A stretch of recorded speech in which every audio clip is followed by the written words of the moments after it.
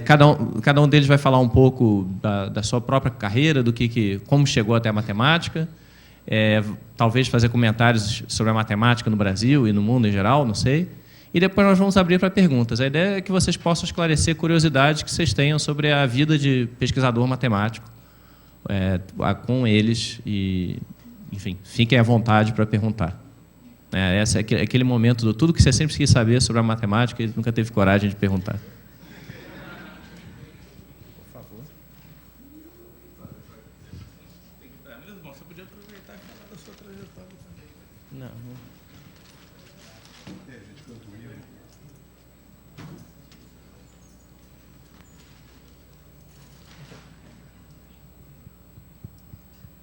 Podia começar como na tradição das teses, quem vem de mais longe fala primeiro. Mais velho, mais sofrido. Então, por favor, professor Carlos Tomei. Oi, todo mundo. Roberto, obrigado pelo convite. Roberto me disse, a gente vai falar de mercado de trabalho, agora ele me disse que eu tenho 10 minutos para falar da minha vidinha rapidinho, como é que eu fui parar do jeito que eu estou, e se der eu pingo 2 ou 3 comentários. Então, essa aula que eu preparei aqui, eu vou ter que compactar. O que eu fiz na minha vida? Eu entrei na faculdade novinho, 17 anos, em 1973. Eu entrei na PUC, eu não sabia o que era matemática. E aí, na época, o que estava de moda era engenharia de sistemas. Então, fui. Aí, depois de um ano, eu estava morto de tédio. Tinha desenho técnico, tinha química. Eu comprei o catálogo da PUC e, na época, você podia se formar em matemática em 3 anos. Aí eu falei, oba! Tá? Migrei. Hoje em dia não pode mais porque o MEC manda você fazer um monte de atividade complementar. Entraram pelo cano. Tá? Vocês, quero dizer, não o MEC. Tá?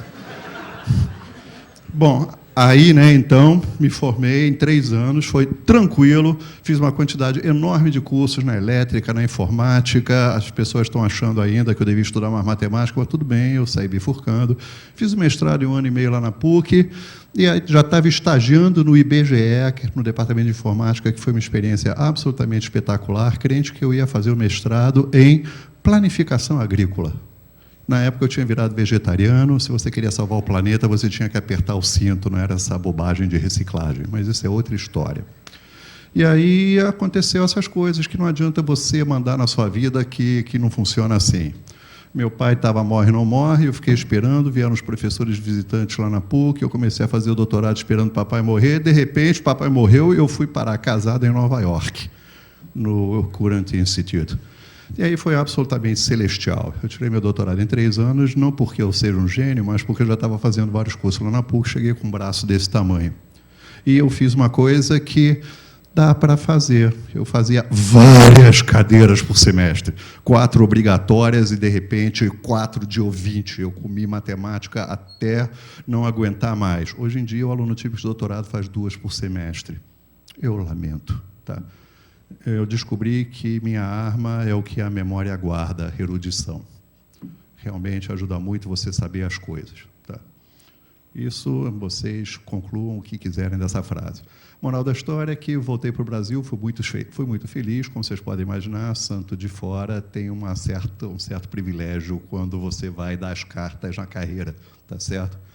Passou muito tempo, o CNPq decidiu que não tinha nada que dar bolsa para o exterior, porque, afinal, a gente tinha que alimentar as linhas de montagem com escravos locais. Tá? Agora, de uma hora para outra, os caras pensaram exatamente o oposto e a Ciências Sem Fronteiras manda todo mundo embora. Tá? Vamos esclarecer uma coisa, não existe política científica a longo prazo. De vez em quando bate um vento e eles te dizem que você é obrigado a ser monitor para ganhar um dinheiro a mais. Depois bate um vento contrário e você é proibido de ser monitor, porque, afinal, você está ganhando dinheiro numa bolsa e aí você tem que sentar o rabo e fazer outra coisa. Em outras palavras, existe ocasionalmente um mecenato. A FAPERJ, de repente, decide que vai honrar as leis do Estado e distribuir o imposto que é devido, e, às vezes, não. É que nem em Florença, na Renascença. De vez em quando vem uma família legal e fala grana para os artistas, para os cientistas. Então, o mercado de trabalho funciona assim, desculpa a rude franqueza. Eu quero dar, entre alguns exemplos. Eu tenho uma aluna de doutorado, alguns anos atrás, que fez graduação e mestrado conosco lá na matemática.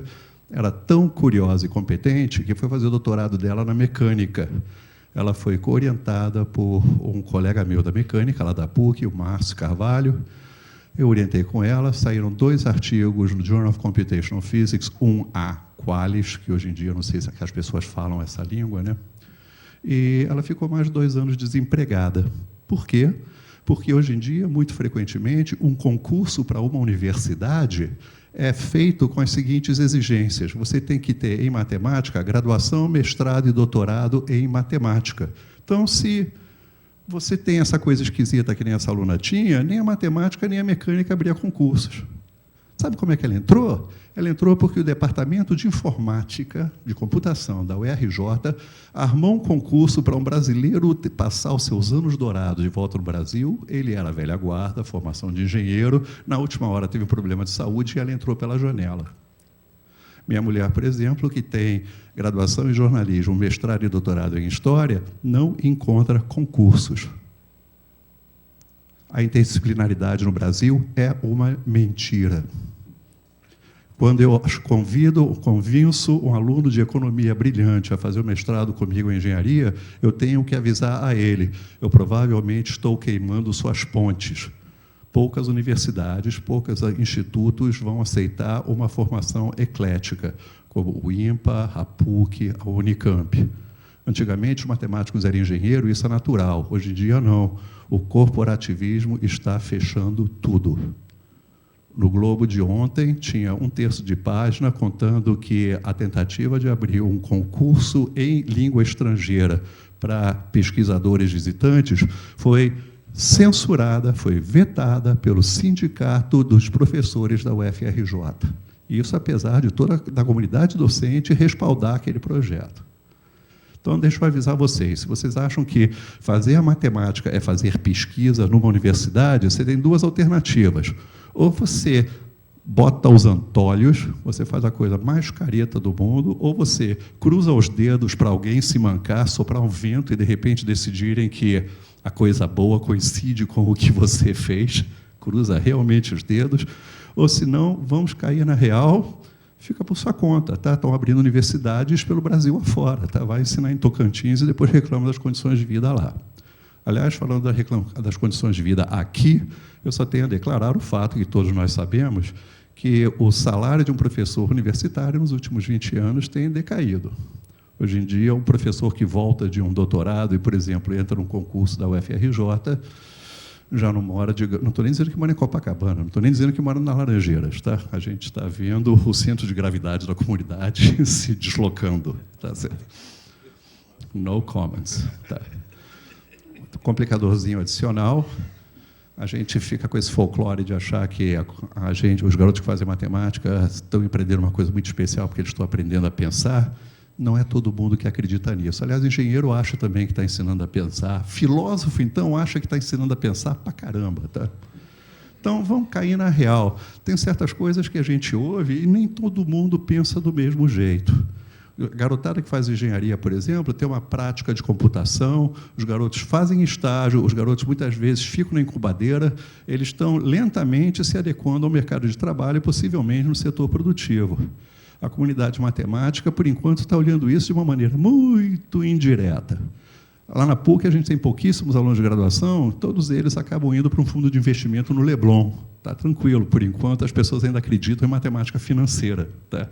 Daqui a 5, 10 anos, é outra janela. Eu, pessoalmente, acho que matemática é um projeto intelectual absolutamente espetacular. Eu, obviamente, fiz o que muitos de vocês provavelmente fizeram. Eu saí de engenharia achando que eu ia criar um braço e depois ia voltar. Depois a droga era tão forte que eu nunca mais voltei. Então, estou fazendo matemática até hoje e consegui um lugar onde eu passo minha vidinha. Oba, que sorte a minha. Eu torço para que vocês encontrem algo parecido. Mas deixa eu avisar vocês, o que eu tenho para transmitir como experiência muda a cada 5 anos. Boa sorte.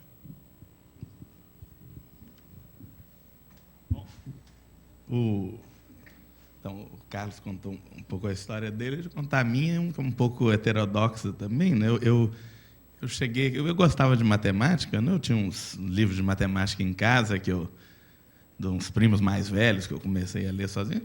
comecei a me interessar por assuntos de matemática um pouco mais avançados que a minha série. Eu tinha uns 13, 14 anos, nessa época eu jogava xadrez na ABB, e eu tinha um sujeito que jogava comigo na época que eu sabia que estudava matemática, que era o Jorge Arão. Eu acho que ele era da PUC e fez mestrado no IMPA depois, se eu não me engano. Fez mestrado com o Zé Felipe aqui, né? Então eu vim amolando ele com um monte de perguntas de matemática. Ele, em algum momento, cansou. Olha, você para de perguntar esse monte de coisa. Você vai no IMPA, faz um curso e aprende essas coisas todas.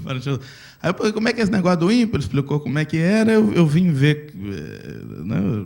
Descobri o endereço, vim para cá, perguntei como é que é esses cursos aí, quando é que tem. Falaram que tinha uns cursos de verão, os cursos de verão eram abertos, qualquer pessoa podia fazer. Eu fiz um curso de análise na reta. Nisso eu tinha uns 14 anos, estava entre o primeiro e o segundo ano do colégio, e me deixaram fazer. O IMPA tem a vantagem que eles deixam qualquer maluco fazer qualquer coisa. Você pode fazer qualquer curso livre como curso livre, e a vantagem é que os cursos ficam valendo. Se você se inscreve no curso, faz as provas, o negócio fica registrado. Se você entrar em algum programa formal em algum momento, os cursos estão valendo como se você tivesse inscrito no mestrado ou no doutorado. Bom, então eu fiz esse curso de análise na reta, fui mais ou menos bem, consegui passar com A. A vantagem é que a análise na reta é um curso com muito pouco pré-requisito formal, porque começa construindo números reais, até fala um pouco de indução na primeira aula. Então, e aí deixaram eu continuar fazendo os cursos no mestrado. O Elon me orientou na época, me arrumou uma bolsa de iniciação científica. Nessa época eu gostava de fazer coisas de matemática porque eu achava divertido, e eu achava meio milagroso que as pessoas pagassem a gente para fazer uma coisa, fazer por diversão. Então, fiquei muito surpreso quando me deram uma bolsa. Aí eu ia para o colégio de manhã, estudei no mesmo colégio que o Carlos, o Santo Inácio, não é? Então, eu ia para o Santo Inácio de manhã e vinha para cá de tarde, e aí mais ou menos eu fiz o mestrado junto com o colégio. Então, a graduação eu acabei fazendo de matemática, não porque eu queria fazer tudo a mesma coisa, mas porque eu tinha entrado no doutorado, eu precisava validar o diploma de mestrado. Então, eu comecei a graduação junto com o doutorado, mas eu fiz na UFRJ, me deram dispensa de um monte de curso. Então, eu fiz mais ou menos em um ano a graduação, eu fiz o doutorado. Aí, depois, me mandaram fazer um pós-doc na França. Eu fiz um pós-doc lá, voltei em 95, eu estou aqui até hoje. Bom, deixa eu, talvez... O Carlos fez uma série de advertências, vocês tomarem cuidado, mas eu queria fazer um pouco de apologia da profissão de matemática, que tem algumas vantagens sobre a maior parte das outras profissões. Uma delas é que, se você gosta de matemática, você vai receber um salário para fazer uma coisa que você acha divertido, que é sempre bom quando você tem uma profissão com essas características. Outra que é verdade que a gente não ganha muito, quer dizer, mas também dá para sobreviver bastante bem. Em geral, os empregos de matemáticos, principalmente os acadêmicos, são empregos com salários em que você consegue sobreviver, com bastante estabilidade. E uma vantagem grande é que, se você vai fazer pesquisa em matemática, mas em matemática em particular, você não vai ter exatamente um patrão, quer dizer, você tem uma liberdade bastante razoável para escolher as coisas que você vai fazer. Então, você em particular, tem direito de trabalhar em áreas que não são necessariamente a área em que você fez o doutorado. Eu tendo a ser um sujeito bastante dispersivo, quer dizer, minha área principal é sistemas dinâmicos, às vezes eu faço combinatórias, às vezes eu faço teoria dos números. E, de novo, a gente não ganha muito, mas a gente viaja bastante, a gente se diverte, conhece gente do mundo inteiro. Matemática é uma das atividades humanas, como talvez música e algumas outras coisas, em que você consegue se comunicar com gente do mundo inteiro sobre os mesmos assuntos, você consegue trabalhar e fazer pesquisa com pessoas de várias formações diferentes, de praticamente todo o planeta. Então, por outro lado, matemática acaba servindo para um monte de coisa, quer dizer, boa parte da tecnologia moderna e etc. Não seria possível se não existisse matemática. Eu não entendo muito bem por quê, quer dizer, a matemática que eu faço, que eu saiba, não serve para nada, mas, em geral, as coisas que servem para alguma coisa, quando foram inventadas, não serviam para nada também. Então, a gente sempre consegue convencer as pessoas que, olhando para a história da matemática, em geral, uma matemática de bom gosto, de boa qualidade, acaba sendo útil de um jeito ou de outro para a humanidade. E é útil, pelo menos, primariamente, para a gente se divertir. Quer dizer, a gente tem direito de escolher as perguntas que a gente, ao contrário de boa parte das outras áreas, a gente tem direito de escolher as perguntas que a gente vai responder, mas é preciso fazer isso com um certo bom gosto. Não é completamente trivial você ter bom gosto sobre que tipo de matemática que você vai fazer. Você tenta resolver perguntas que você acha naturais e que você acha que estão ajudando a humanidade a entender melhor como é que funcionam as coisas, não sei se, num sentido muito pouco preciso, mas é um pouco essa liberdade de criação, a liberdade intelectual, que eu acho que torna fascinante a profissão de cientista, de matemática em particular, porque a gente não tem tanto compromisso assim com a realidade, então a gente pode até inventar os objetos com os quais a gente vai trabalhar. Você tem que convencer outras pessoas que o que você está fazendo é bacana, mas isso isso é um ônus que você tem em quase qualquer atividade. Mas é um negócio que você tem bastante liberdade criativa, quase como algumas artes, né? Quer dizer, você tem a música, você pode fazer a música que você quiser, ou você corre o risco das pessoas acharem feia. A matemática também tem esse risco. Em geral, o desafio é a gente conseguir fazer matemática bonita e interessante, de maneira que o maior número de pessoas... E tentar resolver perguntas naturais, né? Quer dizer, a coisa mais legal é você tentar resolver perguntas feitas por outras pessoas, tentar provar conjecturas, resolver problemas que você acha bacana, você acha naturais. E felizmente, no mundo inteiro tem gente que tem esse mesmo vício e é uma atividade bastante universal e que, por razões que eu acho até agora bastante misteriosas, é um negócio que também é muito útil para a humanidade, é muito fundamental para várias coisas de interesse prático, e para boa parte das outras ciências. Então, eu acho que a carreira de matemática é uma carreira muito atraente por essas coisas todas, né? Quer dizer, você não vai ficar rico, é bom, a menos que você, como o Carlos falou, vai trabalhar no mercado financeiro, coisa que eu não recomendo, porque você corre o risco de ser fuzilado quando vier a revolução. Mas, tirando isso... eu acho muito mais divertido. E no mercado financeiro, ao contrário, na profissão de pesquisador, você tem um patrão, em geral, tem um patrão chato. Então, eu tenho alguns amigos que foram fazer isso, mudaram de ideia e voltaram. O Emanuel, por exemplo, trabalhou, o negócio desistiu rapidamente, o negócio veio para cá. Hoje em dia o Flávio estava desistindo também do negócio, então não é... Mas, de qualquer jeito, não tem gosto para tudo. Mas, bom, acho que eu contei um pouquinho da minha trajetória pessoal. Eu nunca trabalhei exatamente numa universidade, mas eu visito universidades com muita frequência. Quer dizer, eu trabalho no INPA há quase 20 anos, estou ficando velho. Quer dizer, eu voltei do pós-doc em 95. Mas a gente, como eu falei, a gente ganha pouco, mas viaja muito. Então, eu tive a sorte de ser convidado para dar palestras aí em boa parte dos estados brasileiros. Então, essa interação com gente de vários lugares, tanto no Brasil quanto no resto do mundo, é certamente um aspecto atraente da profissão. O contato permanente com alunos, né, com gente, é um negócio interessante também, intelectualmente estimulante, de você convencer outras pessoas que as coisas que você faz são legais e fazer elas ajudarem a avançar o conhecimento que a gente tem sobre esses assuntos. Quer dizer, então, tanto a tarefa de fazer divulgação científica, quer dizer, de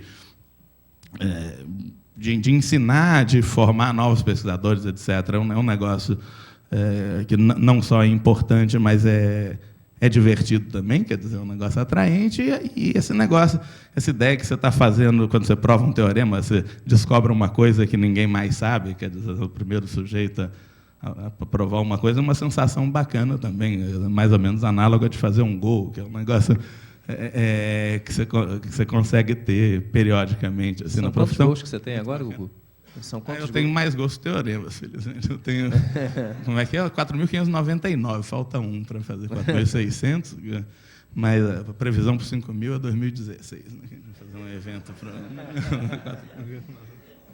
Mas tá bom, era isso. Foi meio improvisado, o meu convite também foi meio improvisado, mas eu agradeço muito ao Roberto, foi muito divertido poder conversar com vocês. Eu espero não ter falado ainda não muita começou. besteira. Até agora só você falou. A conversa começa agora. Conversa agora, exatamente. Pois é, vamos lá. Tá bom, né? Então, gente, o que vocês querem perguntar? Bom, o Lucas ainda não chegou, talvez ele chegue aí daqui a pouquinho, fique disponível para responder as perguntas ou para falar.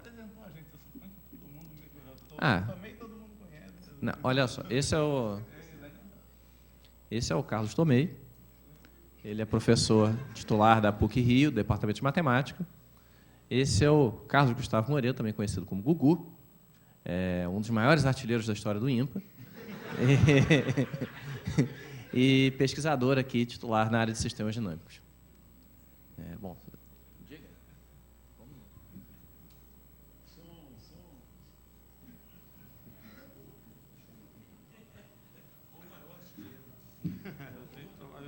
Não sei, o Elo. Não, mas eu acho que o jogador de futebol mais destacado do INPA certamente é o Elon, porque como ele conta, o Pelé era reserva de um reserva dele, né? O Elon me levou para o Museu do Futebol no estádio Rei Pelé, em Maceió, em que ele mostrou evidências bastante convincentes de que o Dida era reserva dele no Juvenil do América de Maceió, no fim da década de 40, pelo que eu entendi. De fato, ele mostrou uma foto do time titular, em que o Elon estava na ponta esquerda, no ano seguinte estava o Dida, ele explicou que o Dida era um ano mais novo. E quando o Pelé chegou na seleção, o Pelé era a reserva do Dida. O Dida é o segundo maior artilheiro da história do Flamengo, do alagoano, muito importante. Então, né?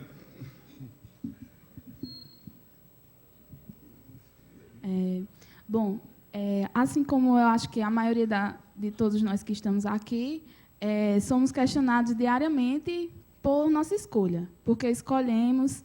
E eu queria saber, para o Gugu, como foi a aceitação de seus pais com essa escolha e tal, porque, pelo menos eu, sou questionada diariamente. Por que você, uma pessoa aparentemente normal, vai escolher um curso tão difícil... tão difícil e que, se não for na carreira acadêmica, não é bem remunerado, essas coisas e tal. Então, eu comecei muito cedo, né? Então, no início, o pessoal achava que eu fazia esses cursos de matemática como o pessoal fazia cursos de, sei lá, de inglês ou de computação, uma atividade. Então, não se preocupavam muito com isso. Não reclamaram muito depois também, não. Quem reclamava era minha avó. Tinha uma avó que perguntava: mas, meu filho, você quer ser o quê? Matemático, vovó. Mas matemática, o que eu vou falar para minhas amigas? Eu vou perguntar: o que seu neto faz? Ele é engenheiro, jogar? Não, é matemático. Aí, pois é. Felizmente, eu mais ou menos nessa época, eu comecei a fazer umas Olimpíadas de matemática, eu ganhei umas medalhinhas, aí saíram umas notícias no jornal. Acho que quando eu terminei o mestrado, o pessoal marcou minha defesa de mestrado meio de propósito, assim, 2 dias antes de eu fazer 17 anos. Então, eu acabei o mestrado oficial com 16 anos. Aí também fizeram umas notinhas no jornal, acho que me entrevistaram.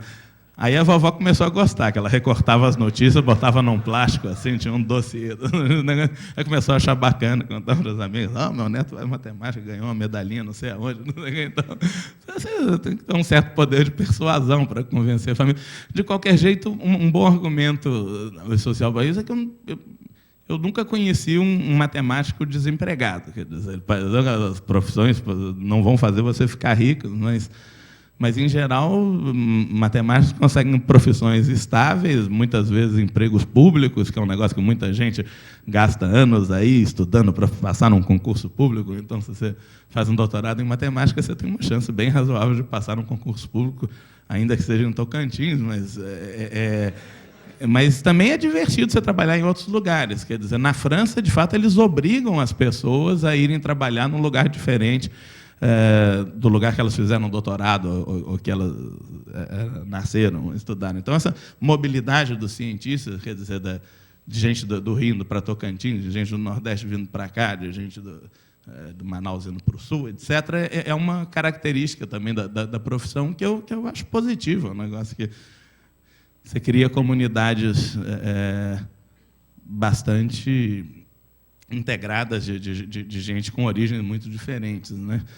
E, bom, eu não sei, eu acho que é uma tarefa de cada um tentar convencer, mas você pode convencer que é uma profissão com baixíssimo índice de desemprego, que, em geral, dá empregos estáveis e dá um certo prestígio social. Quer dizer, você convence, o sujeito é doutor em matemática, deve ser esperto. Então,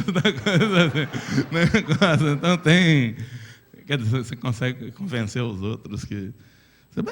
Quer dizer, mas é uma questão meio pessoal, de cada um tem que convencer a família de um jeito, mas tem argumentos objetivos que podem ser usados para isso. Assim, eu queria fazer um comentário também. Eu entendo perfeitamente a sua preocupação. Eu acho que muitos de nós, eu certamente passei por isso também, em algum grau. Mas você tem que pensar o seguinte: um dia, uma dessas pessoas que está dizendo que você é aparentemente normal, essas coisas assim, ela deve ter aberto assim, essas pessoas fazem muita besteira, né? Essas pessoas assim que falam de falar e tal. Então, eu acho que talvez seja uma coisa meio arrogante que eu estou dizendo, mas você pode pensar assim: pelo menos eu nunca acreditei em boatos de Facebook. Você não precisa dizer, mas você pode pensar isso quando a pessoa te perguntar, entendeu? Então, ou sei lá, eu nunca abri um desses arquivos PPT que vem com gatinho e coelhinho e peguei um vírus no meu computador. Assim, não, essas coisas. Então, eu acho que não. O que eu estou querendo dizer, eu acho que a opinião alheia nem sempre vem muito bem embasada, né? A gente tem que ter, ou procurar ter, alguma segurança a respeito das escolhas que a gente está fazendo, porque provavelmente as pessoas que estão dizendo isso realmente não entendem. Bom.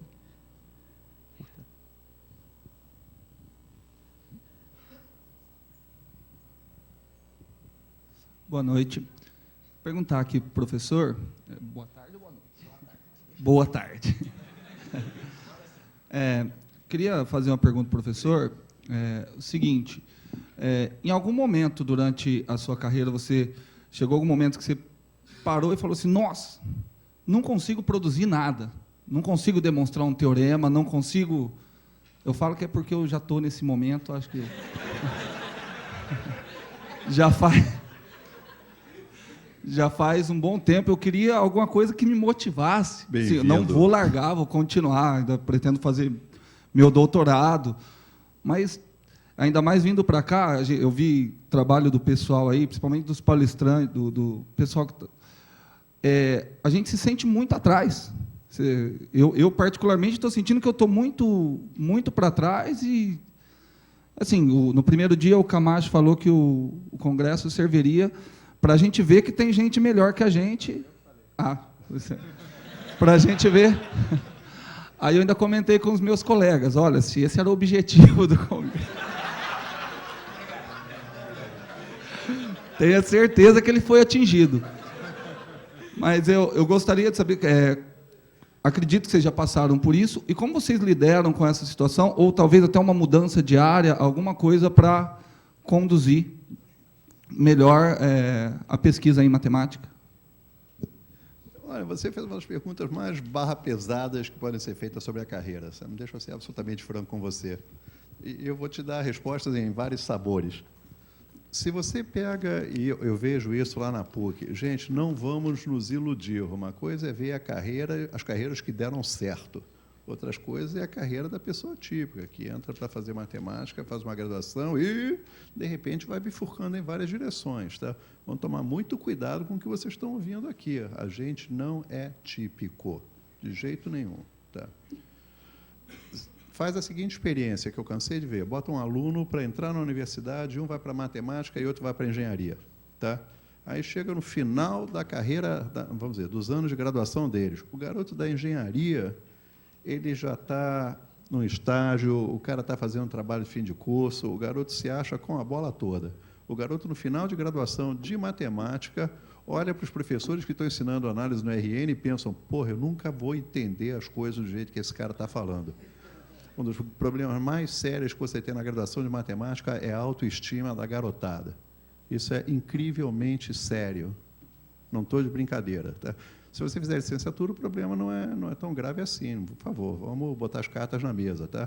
Mas não adianta. Matemática é linguagem. Você vê os caras falando há 30 anos, dando aquele curso de análise no RN como se compactos à esquerda de quem entra fosse a coisa mais fácil do mundo. Não é. Você tem que treinar a linguagem, você vai errar o tempo todo, você vai apanhar pra caramba e vai se achar burro. No nível de aluno de graduação, a melhor coisa que eu sei sugerir para isso, e eu sei disso porque eu também comi essa grama, tá? É você dizer para o garoto, por que você não faz um curso de elétrica? Aí você vai fazer otimização, você vai fazer pesquisa operacional, e, de repente, você descobriu que você pode ser uma zebra entre aqueles colegas que estão falando de matemática, mas, de repente, você está com um braço desse tamanho, seu braço cresceu e você não percebeu. Isso é uma coisa muito interessante. Claro que isso até abre uma possibilidade que, para mim, intelectualmente, é absolutamente espetacular. Matemáticos, em geral, eles adoram matemática, mas eles não sabem falar, por exemplo, com gente de outras áreas. E faz uma falta tremenda. Metade de matemática aplicada é as pessoas aprenderem um vocabulário que dê para ter jogo. Se você conseguir fazer isso, seu mundo intelectual abre tremendamente, abre todas as portas da pós-graduação que vão adorar ter um matemático que queira fazer uma pós-graduação em mecânica, em informática, etc. O problema é aquele outro que eu falei para vocês, né? É depois a autonomia universitária não te abrir um concurso. Quem mandou você fazer uma pós-graduação acreditando em interdisciplinaridade?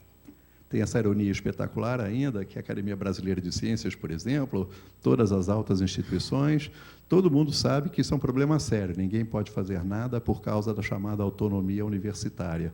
Os editais são apresentados por cada universidade.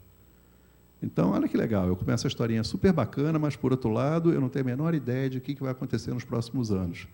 Tá? Eu vejo gente, sim, desempregada por causa disso. Isso é uma questão.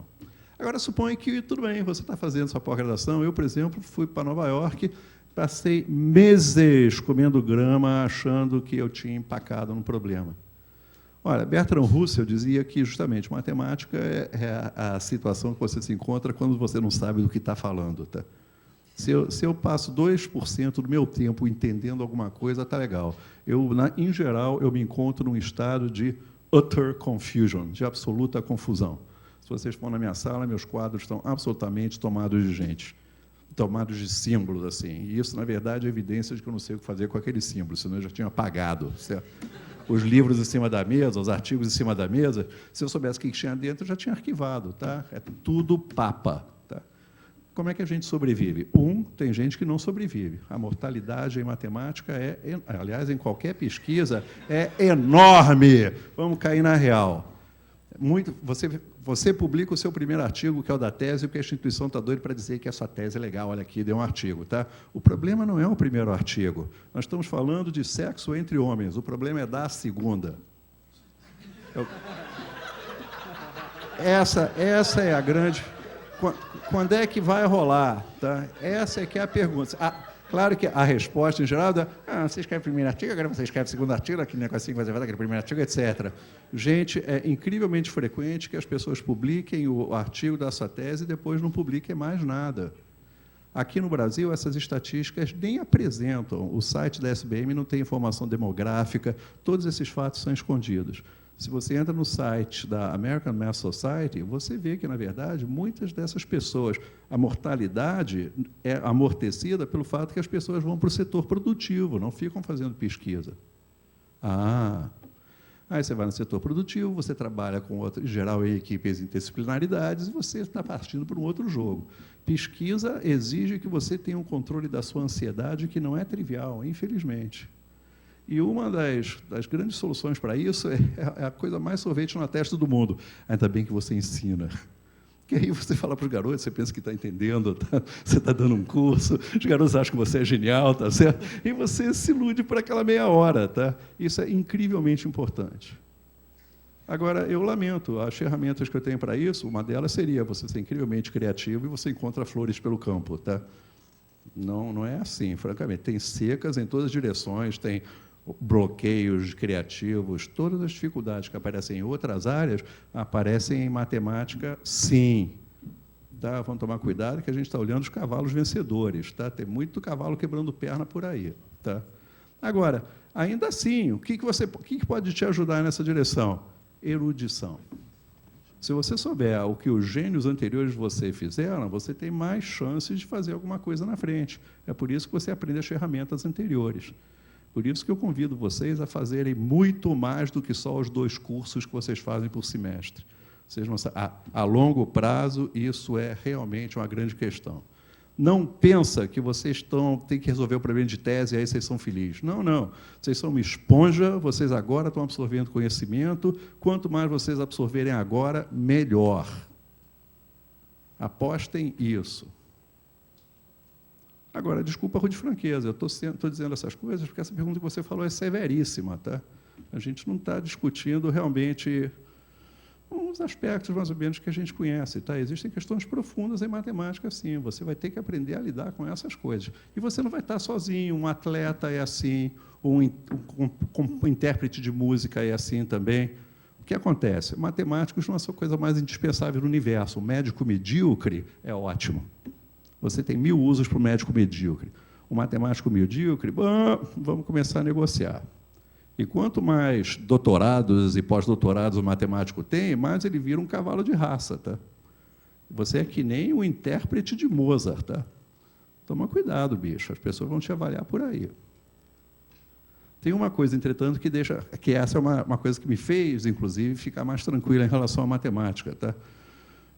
Eu, como matemático, eu tenho direito de dizer uma quantidade enorme de besteiras, desde que, de vez em quando, eu tenha uma boa ideia. Então, eu sou avaliado pelos picos que eu dou de vez em quando. Tá? E as bobagens que eu digo entre um pico e outro, com um pouco de sorte, ninguém lembra. Tá? Um atleta, não. Um atleta ele é avaliado pelo efeito cumulativo. Você tem que ganhar várias partidas seguidas. Um intérprete de Mozart também. Tá? Isso me tranquiliza bastante. Agora, você vai ter que aceitar que você vai ter que conviver com secas, cercadas de pessoas absolutamente geniais em volta de você. Tá? É uma delícia, super bacana, até a hora que você acha que você devia estar jogando sudoku em casa. Tá? Não, eu queria só concordar com um aspecto, quer dizer, esse negócio da seca, você passar um tempão sem fazer, sem achar que está fazendo nada relevante, acontece com todo mundo. E como ele falou, a distribuição dos momentos em que você realmente tem uma boa ideia e consegue avançar nas coisas que você está interessado é muito singular, quer dizer, não tem nada de absolutamente contínuo, um negócio concentrado em alguns momentos que tem assintoticamente medida nula, mas o que não quer dizer que aquele tempo que você ficou batendo com a cabeça na parede, tentando entender um negócio, aparentemente sem conseguir, sejam momentos inúteis, porque, em geral, você está justamente ganhando musculatura, quer dizer, juntando, tem provavelmente um processo meio subconsciente em que você vai pensando naquele negócio no background, até que, de repente, você tem uma ideia boa e o negócio avança. Então, não é para você ficar assustado de que toda semana eu tenho que ter um progresso muito substancial num assunto de pesquisa. Isso acontece tanto quando você, digamos, está fazendo uma tese, quanto quando você está fazendo pesquisa. Quer dizer,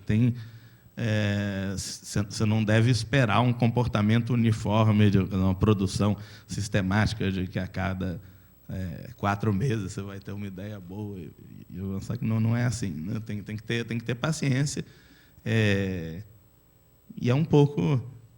E tem, quer dizer, esporte depende muito do esporte, mas, por exemplo, o sujeito é centroavante, em geral, se o cara faz gol com alguma frequência, ele pode perder uns 10 gols antes, o pessoal não vai lembrar das caneladas que ele deu, vai lembrar dos gols, quer dizer, um pouco como o Carlos falou, o que tem de centroavante, perna de pau. Centroavante também tem seca, né? Tem, certamente, você tem período de seca. mas que, em geral, se o cara volta a fazer gol, depois o pessoal acaba esquecendo os períodos de seca. A definição de período de seca é justamente quando o cara para de fazer gol, mas volta, né? Senão ele é ruim mesmo. Vamos tomar cuidado com uma coisa. Uma coisa é ser travante que joga num time, tá certo? O time inteiro não pode errar muitas vezes seguidas. Tá? Um tenista, por exemplo, ou um intérprete, não pode se dar esse luxo. Se você tiver num time, como você está, como matemático no setor produtivo, seu critério de medida é completamente diferente, tá? Bom, vamos passar a palavra um pouquinho para o professor Lucas, né? O João Lucas Barbosa, da UFC. Nós já o conhecemos no primeiro dia aqui das jornadas. E ele também tem algumas coisinhas para nos dizer. Infelizmente, não pôde dizer antes, porque ele ficou preso. Infelizmente, estava preso na Lagoa, naquele engarrafamento monumental que tem lá agora, não é? Agora tem 2 engarrafamentos, um seguido ao outro. O primeiro, que é o engarrafamento normal da cidade, o segundo é do pessoal que vai ver a árvore. Tem então, aí não, tem, na verdade, tem, basicamente, o Rio de Janeiro tem um engarrafamento só, que se estende até o Recreio dos Bandeirantes. Percolou. Bom, pelo que eu entendi, cada pessoa fez uma rápida apresentação do... Né? Contando algumas histórias pessoais. Bom, eu fiz bacharelado na Universidade Federal do Ceará há muito tempo atrás. Para você ter ideia, eu fui aluno da primeira turma do curso. E logo em seguida eu fiz mestrado, também a primeira turma do curso. Nesse tempo o mestrado não tinha dissertação. O mestrado só tinha um enorme exame, que era chamado de exame de mestrado, né, que nos assustava terrivelmente. E se você passasse, você era mestre. Depois de alguns anos de eu formado, foram criados as dissertações, e o que me rendeu um enorme problema, porque aí todos os formulários da universidade, do MEC, do CNPq, e todo canto, tinha um buraco para você escrever o nome da dissertação. Né? E eu não tinha dissertação para escrever, né? Então eu não escrevia, o pessoal mandava perguntar se eu tinha feito ou não mestrado, claro. Então, era aquilo. Mas é porque na época era assim mesmo. Depois eu saí diretamente para os Estados Unidos para fazer doutorado nos Estados Unidos. E fui bem. Eu acho que eu tive uma sorte muito grande. A Universidade Federal do Ceará, na época que eu fiz o bacharelado e o mestrado, era uma instituição que eu chamava de otimista. Bem ao contrário do que o Carlos está descrevendo, era um local onde se falava de pesquisa o tempo inteiro, se falava em pós-graduação, embora a pesquisa não existisse. Não é? Mas todo mundo falava que temos que fazer pesquisa, vamos chegar lá, vai todo mundo ter que sair daqui para fazer o doutorado. E a cada dia se tinha notícia de algum local que era mais interessante ou menos interessante para fazer o doutorado. Não é? E se trazia muita gente de fora para fazer conferências. E a biblioteca era aberta 24 horas. Hoje em dia, acho que as bibliotecas só são abertas no máximo 12, né? Ou menos. Mas era aberta 24 horas. A gente dormia na biblioteca. Quando ficava muito cansado, botava uns livros lá, encostava a cabeça e dormia na biblioteca. Eu me lembro muito que eu e os meus colegas fazíamos vamos dizer assim, uma trajetória de estudo assim. A gente estudava pela manhã, ia almoçar, voltava, estudava a tarde inteira, não é? Aí ia ao jantar, ia namorar, aí voltava e continuava estudando até a hora que aguentasse. Não é? E no outro dia de manhã tinha que recomeçar tudo aquilo de novo. Então era por nossa conta, não era pela pressão dos professores ou da direção, não. A gente queria fazer aquilo, a gente gostava de fazer aquilo. E foi muito interessante. A organização de seminários entre nós próprios, por exemplo, foi uma coisa que rendeu frutos enormes ao longo da vida. Bom, eu fui fazer o doutorado na Universidade da Califórnia, em Berkeley, que era certamente o melhor centro para se fazer doutorado de geometria diferencial naquela época, com o professor Chern, que foi o grande geômetra do século passado. E com ele aprendi a trabalhar com referencial móvel, não é? E fazer contas com aquele material. Se bem que eu não tinha muito contato com ele. O contato com ele era nos seminários. Ele não gostava muito de conversa. O que ele fazia era assim, bom, você tem que arranjar um problema. Te vira. Que normalmente, em termos de orientação de aluno, você tem dois caminhos. Ou você dá um problema para o aluno, que geralmente é um problema que te interessa, que chegou na ponta do que você estava fazendo, ou você tentou e não conseguiu, ou você não tentou ainda, mas você acha que vai dar certo, e você passa para o aluno. Ou você diz para o aluno, te vira, arranja o problema. Os dois processos têm vantagens e desvantagens. O do te vira tem uma enorme vantagem, que é, como o aluno vai ter que se virar, ele vai ter que ler, ele vai ter que intuir, ele vai ter que fazer um monte de coisa por si próprio. Quando ele arranja o problema, ele não tem só o problema. Ele já tem o problema e tem grandes ideias sobre como ele pode tratar e atacar aquele problema. O orientador só tem que ter cuidado para ele não escolher um problema que já tenha sido resolvido, não é? O que é perfeitamente possível. Então, o orientador tem que ficar de olho. Mas, certamente, ele aprende muito mais nesse segundo procedimento. E o Scherner era desse time, de modo que eu tive que me virar e arranjar o meu problema e trabalhar nele. E trabalhei durante 1 ano e meio, coisa assim. E um dia ele me chamou e disse, como é, você já fez alguma coisa naquele problema? Eu disse, já. Ele disse, por favor. Aí eu fui para a lousa e comecei a expor o que eu tinha feito. E ele disse, não, vamos ao resultado. O que foi que você obteve de resultado? Aí eu disse o resultado, aí ele falou, está errado. Aí eu disse, não, senhor, está certo. Aí ele falou, está errado. Está errado, por isso. Você começou a fazer elucubrações por razões pelas quais ele achava que estava errado. Aí eu fui para a lousa e falei assim, o senhor me dá 2 minutos. Aí ele falou, não, o que é que você vai fazer? Eu vou fazer a demonstração. Se eu acho o erro, eu me convenço. Aí eu fiz uma coluna dessa de lousa, de prova. Aí, pronto. Aí ele ficou olhando. Aí falou, tá certo. Você tem a tese. Agora é só escrever. Aí eu fui para casa morto de feliz com esse resultado, que quando eu fui apresentar, eu não sabia que ele ia dizer que eu estava com a tese.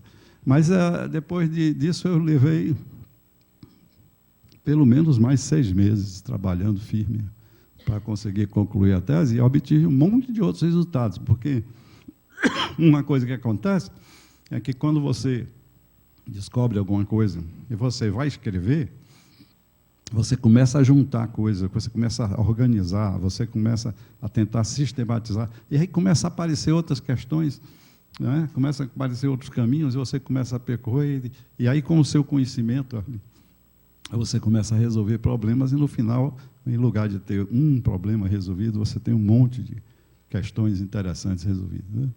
Então, isso foi o...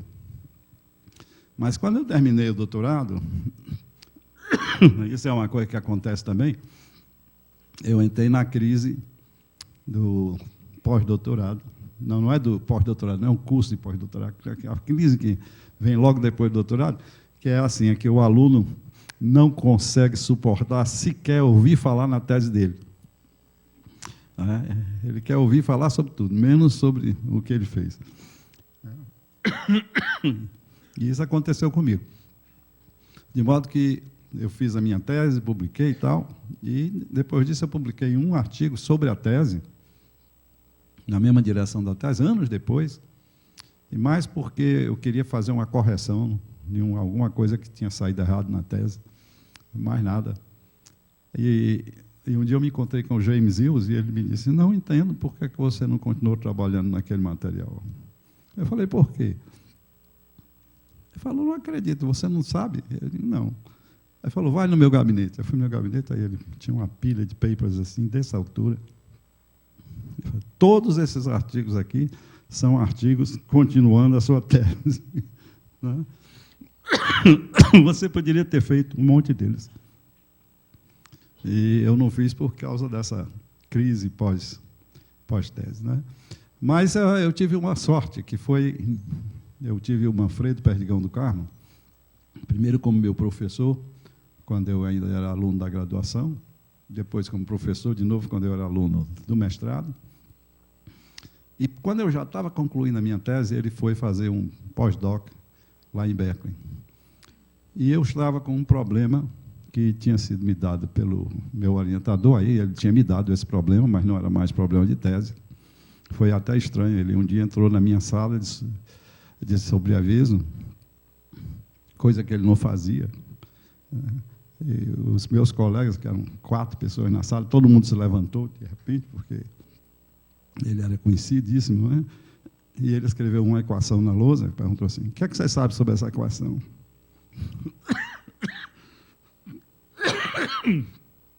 E eu disse, com muito cuidado, né? Nada. Se eu dissesse que conhecia alguma coisa, ele ia querer saber o quê, né? Claramente. Ele, nada. E ele falou assim, essa equação é muito importante, entender essa equação é muito importante. Aí eu disse, vou tentar. Aí, daí em diante, passei a trabalhar loucamente em cima dessa equação, e com uns 6 meses eu estava entendendo o que é que a equação significava, quais as implicações e tudo mais, que foi quando o Manfredo chegou. Né? E aí nós começamos a conversar sobre o assunto, e evoluiu, a coisa evoluiu, nós fizemos cursos juntos para aprender o material que era necessário, e estudamos artigos e artigos, e no final produzimos um belíssimo artigo que fala sobre estabilidade de superfícies mínimas. Tema que não existia na época. De fato, estabilidade de superfície mínima foi cunhado nesse artigo, né? É um artigo muito bonito. E daí em diante nós começamos a trabalhar juntos. Né? E começamos a trabalhar juntos, estamos trabalhando juntos até hoje. É um casamento, vamos dizer assim, muito interessante. E quem conseguir por favor, faça como outro. Não entre em litígio nesse desquite, porque não vale a pena. Mas é mais ou menos assim. Eu tenho, digamos, 30 colegas com doutorado, dos quais uns 10 em geometria diferencial, na minha área. Não consigo fazer trabalho com nenhum deles. Estou com eles todo dia lá na matemática, na UFC, e não consigo fazer um trabalho com eles. E não é por falta de interesse. Eles jogam problemas, eu jogo problemas, a gente vai para seminário, não sei o quê, mas não conseguimos trabalhar juntos. Aí eu venho ao Rio, faço uma visita ao Manfredo, entro na sala dele, ele falou assim, tem um problema interessante aqui, você quer ver? Eu digo, quero. 5 minutos depois, nós estamos trabalhando ativamente, 1 mês depois, estamos com o trabalho pronto. É uma coisa assim, inexplicável. Vai nas 2 direções. Então, é realmente um casamento de 2 cabeças que conseguem produzir juntas muita coisa. E eu já vi esse casamento acontecer com outros colegas. Pessoas que são, às vezes, de países diferentes, não é? Culturas diferentes e tudo, e que, do ponto de vista matemático, eles conseguem, de alguma maneira, uma mente a ajudar a outra e fazer as coisas funcionarem. Entendeu? É uma coisa realmente fantástica. Eu venho ao IMPA, tem o Marcos Deitz aqui, meu colega, a gente conversa, ele diz o que é que está fazendo, eu digo o que é que estou fazendo, né? Ele expõe para mim alguma coisa, eu exponho alguma coisa para ele, não fazemos nada. Né? Mas com o Manfredo, então o Manfredo tem sido uma vida inteira de colaboração, e aí onde a gente criou muita coisa, não foi só resolver o problema, realmente a gente conseguiu criar, vamos dizer, áreas novas na área de geometria diferencial. Então, esse vamos dizer assim, o meu testemunho para vocês. Não acho que... Eu perguntei uma vez ao Cherny o seguinte, professor, eu estou indo de volta para o Brasil, chegar lá e vou ter alunos para orientar, vai ser esse negócio, e, particularmente, eu estou preocupado com os alunos da graduação. Como é que é? Os alunos precisam... Para fazer matemática, o senhor acha que o aluno tem que ser muito inteligente? Aí falou, não. Aí eu digo, como não? Não é uma coisa essencial para fazer matemática, ser inteligente? Eu falo, não. O que é importante é trabalhar. Se você tiver um aluno inteligente que não trabalha, ele não vai fazer coisa nenhuma. Se você tiver um aluno que trabalha, mesmo que ele não seja muito inteligente, ele vai acabar produzindo alguma coisa. E eu, de fato, na minha experiência ao longo do tempo, tem sido essa, que os alunos que trabalham bastante, não é? Que realmente todo dia estão pensando em matemática de alguma forma, eles vão avançando cada dia, não é? Cada dia vão dando uma contribuição, é um pouco o que você tinha dito, não é? A cabeça vai ajudando, tal, às vezes levam meses, né? Até que a coisa se consolide e você produza algum resultado. Mas eu acho que é assim, é por aí. De modo que, na minha cabeça, vocês estão querendo fazer matemática, então, muito bem. Então, a primeira coisa é uma espécie assim, de devoção à matemática. Vocês têm que trabalhar em matemática todo dia, tem que ter alguma coisa para fazer em matemática todo dia. Aliás, isso é fundamental, porque mesmo que vocês sejam muito inteligentes, mesmo que vocês tenham todas as condições, vocês estão no Brasil, tem o custo do Brasil. Quando você volta para a sua universidade e começa a tentar trabalhar na sua universidade, aí o pessoal lhe dá uma carga de trabalho administrativo que começa a tomar quase todo o seu tempo. Aí lhe dão outra carga de trabalho de orientação de aluno, que começa a tomar seu tempo. Aí chegam para você e dizem, não tem dinheiro, você tem que arranjar dinheiro, aí você tem que fazer projetos para o CNPq, para a CAPES, para a FINEP, não sei mais para onde. Aí esses projetos geram o quê? Relatórios de pesquisa que tem que ser feitos a posteriori, relatórios financeiros. Olha, é uma quantidade de trabalho administrativo, de trabalho com papel, que é incrível. E tudo é urgente, tudo é para ontem, de modo que a pesquisa vai ficando para trás. Olha aí, está vendo? Você sabe que é o que você tem que fazer a pesquisa, que é prioridade para você, mas por alguma razão ela vai ficando cada vez mais para longe. E é como alguém citou aqui, fazer matemática é um pouco como praticar halterofilismo, né? Se você está praticando todo dia, você progride devagarinho, mas progride. Mas se você resolver parar por 3 meses e vai retomar, aí a retomada dá um trabalho lascado, né? Entendeu? Então, é por aí. Já falei demais. Boa noite, meu nome é Ricardo.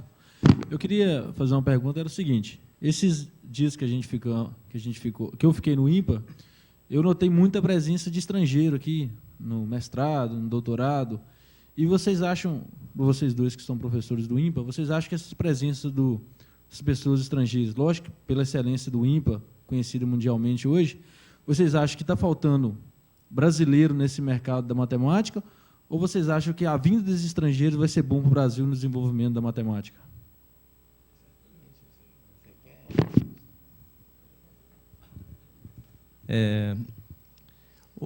Bom, tem várias coisas que você disse. Uma delas pergunta se, digamos assim, está faltando brasileiro, né? Eu acho que nesse momento está faltando matemático no Brasil. Nesse momento, particularmente, está faltando matemático no Brasil. Pode ser que no futuro isso mude, né? Mas nesse momento a gente tem bastante emprego. Mas eu acho que a gente deve pensar um pouco além disso, dessa circunstância atual, né? Que certamente favorece a gente trazer gente de fora. E a gente pode olhar para a história que a matemática brasileira já tem, né? E essa história está cheia de estrangeiros que contribuíram muito para o desenvolvimento aqui. A gente está no auditório chamado Ricardo Manhê. Ricardo Manhê era um uruguaio, que se doutorou aqui no INPA e que fez uma carreira brilhante na área de sistemas dinâmicos. Assim como ele, a gente tem muitos outros exemplos. Bom, o diretor do INPA, César Camacho, do Peru. A gente tem, pelo menos, 3 pesquisadores argentinos aqui, tem um venezuelano. E eu acho isso muito salutar. Não estou falando especificamente do Brasil e da América do Sul, né, porque a gente aqui tem essa presença maior dos pesquisadores de outros países da América do Sul. Mas isso eu acho salutar em qualquer lugar do mundo, você ter essa circulação de pessoas. Isso é importante para trazer ideias novas, para trazer talentos, para estimular, para que esse fluxo continue. O Gugu falou muito de viajar, né, na exposição dele. Viajar é importante não só porque é divertido, embora certamente seja um aspecto, né? Mas a gente viaja para descobrir coisas novas. Não digo em matemática mesmo, né? A gente vai a um congresso para ser estimulado, para botar a cabeça para funcionar, ouvindo coisas que a gente nunca tinha ouvido antes, vendo perspectivas que a gente não tinha visto. E essa movimentação de pessoas é absolutamente fundamental. E ela pode acontecer em diferentes níveis. Pode acontecer quando você vai ao Congresso, pode acontecer quando você decide morar em outro país para estudar e, eventualmente, se fixar lá. E assim como a gente está disposto e aproveita muito quando vai para fora, voltando ou não, né, para fazer matemática de novo no Brasil, é natural e muito positivo que a gente se abra para receber essas pessoas também. Aqui no INPA, a gente tem mais ou menos metade dos alunos vindo de outros países, né, na maioria dos casos, de outros países da América do Sul.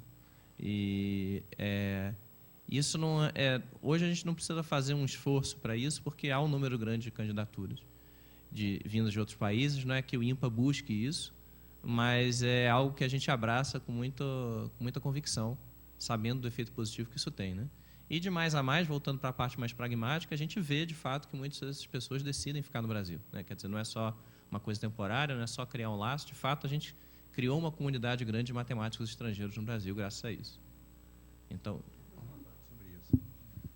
eu queria dar uma outra pegada nesse assunto. Vocês provavelmente sabem que engenheiros praticam a profissão por causa de uma coisa chamada CREA. Você, quando se forma numa universidade de engenharia, em geral, tem um acordo entre a universidade e algum órgão superior, digamos, né, que controla o exercício da profissão e que permite que você tenha um CREA. Você, matemático, não pode construir um prédio, você não tem CREA. Você não tem CRM, então você não pode exercer medicina. As pessoas acham que a Ordem dos Advogados é até mais severa do que isso. A Ordem de Advogados acha que não basta você simplesmente ter um diploma de advogado, você tem que fazer o exame da ordem para mostrar que você realmente tem competência para exercer. Nos Estados Unidos, em muitos lugares, esses contratos que te autorizam a exercer a profissão são atualizados a cada 5 anos. Se você é médico, de 5 em 5 anos, se você quiser trabalhar no estado de Nova York, você faz uma prova. Tem gente que acha isso indispensável. Tem gente, aqui no Brasil, por exemplo, a gente não faz isso. Eu duvido alguém ir num médico que não seja sugerido. Tá? A gente, francamente, tem que inventar algum jeito para acreditar no médico que a gente está indo, tá certo? A comunidade matemática, entretanto, nunca teve CREA. A gente sempre acreditou, eu acho isso interessantíssimo. Não sei se isso é correto ou não, eu acho espetacular, para dizer a verdade. A gente sempre achou que, se você tem algo para me dizer de matemática, você vem e mostra no pé. Que, afinal, era o pacto inicial de ciência. Não existe autoridade do sujeito que as coisas são verdadeiras porque ele mandou. Não, vamos sentar aqui e conversar. Eu acho esse um dos grandes presentes que a comunidade matemática tem.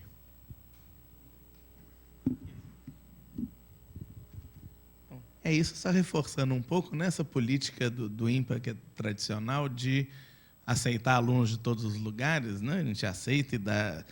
Às vezes tem gente que pergunta de outros lugares, mas como é que você para estudar no INPA, o que tem que fazer? Você paga quanto para fazer os cursos? O negócio é o contrário, a gente dá bolsa para os alunos que vêm de fora, e a gente mais ou menos trata igual os brasileiros e os estrangeiros, com pequenas nuances na hora de escolher alunos de mestrado e doutorado.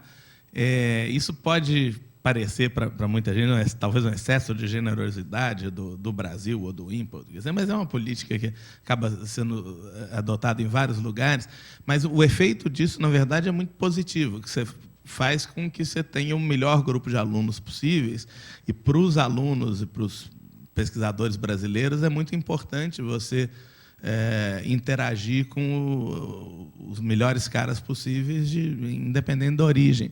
Isso também cria uma comunidade que é supranacional, né? Quer dizer, você tem muitos países da América Latina, você tem matemáticos formados pelo INPA que mantêm uma colaboração constante com o INPA, e é um negócio que é muito positivo para o Instituto também. A gente é importante para a colaboração científica, para você conseguir novos alunos. Então,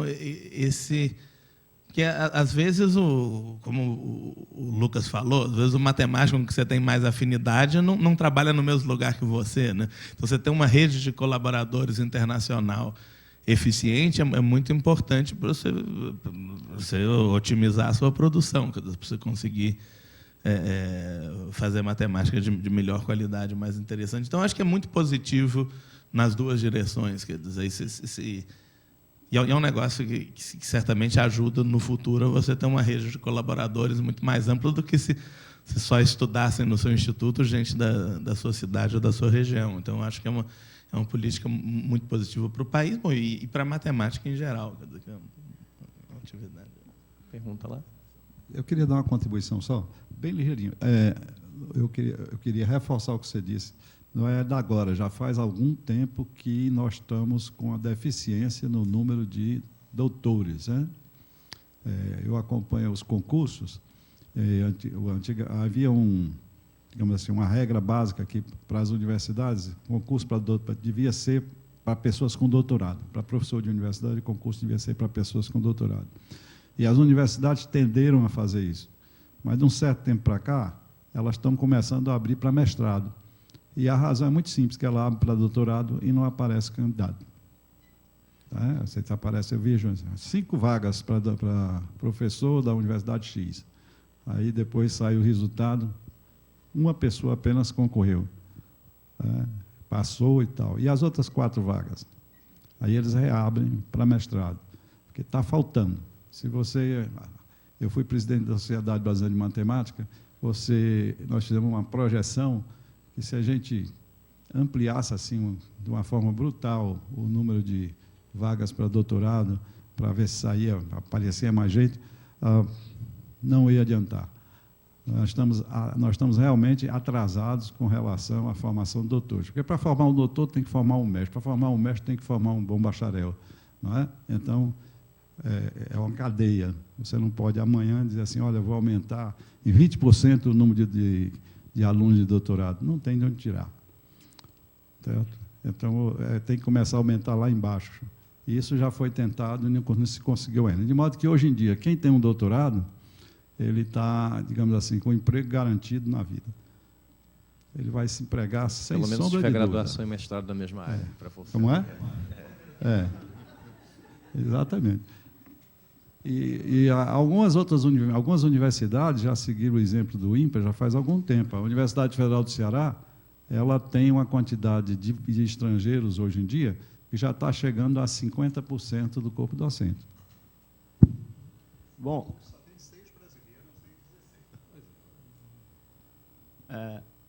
assim, em primeiro lugar, não posso deixar de cumprimentar o Lucas pela exposição de segunda, né? Assim, dizer que eu fiquei muito impressionado com a simplicidade, né? Alguém que, por exemplo, sabe tanta geometria riemanniana, tá tão empolgado para falar sobre o teorema do ângulo externo, e eu fiquei particularmente assim. Isso me fez pensar sobre a minha própria palestra de hoje. Ainda bem que eu ia expor só na quinta, então eu tive um tempo de rever a exposição. Eu ia perguntar sobre as suas colaborações, mas você acabou falando, né, já do Chen, falando do Manfredo, então assim, eu estendo a pergunta aos demais, assim, falar um pouco sobre as colaborações, sobre a maneira como vocês gostam de trabalhar, com quem, esse tipo, e assim, os trabalhos que vocês consideram, vamos dizer, os mais marcantes, assim, né?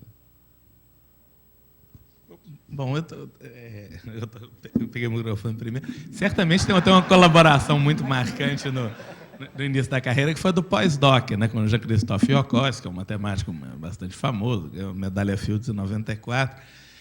E é bacana que matemática, quer dizer, eu era garoto, ainda tinha uns 20 anos, o Jean-Christophe, quando eu comecei o pós-doc, ele ainda não tinha ganho medalha Fields, mas eu já sabia que ele ia ganhar, vazou o negócio e ganhou uns 2 meses depois. Mas a gente conseguia trabalhar muito. Isso é um negócio bacana de matemática, que você consegue trabalhar de igual para igual com gente muito mais famosa que você. Isso é um negócio que provavelmente em outras áreas é mais complicado, mas em matemática você consegue rapidamente instaurar um diálogo, muitas vezes democrático, entre gente de qualificações muito diferentes na época. E, de fato, eu lembrei muito das conversas que eu tinha com o Jean-Christophe, com esse relato do Lucas, dessa conversa com o Cherny, que eu tinha uns negócios que eu mostrava para o Jean-Christophe falava, não, mas esse negócio não está certo. Não, mas Jean-Christophe é assim, não, mas isso não é uma prova. O negócio fala, senta aí, Jean-Christophe, que eu vou mostrar o negócio. Eu também acabei convencendo ele de algumas coisas, então eu lembrei bastante dessa história.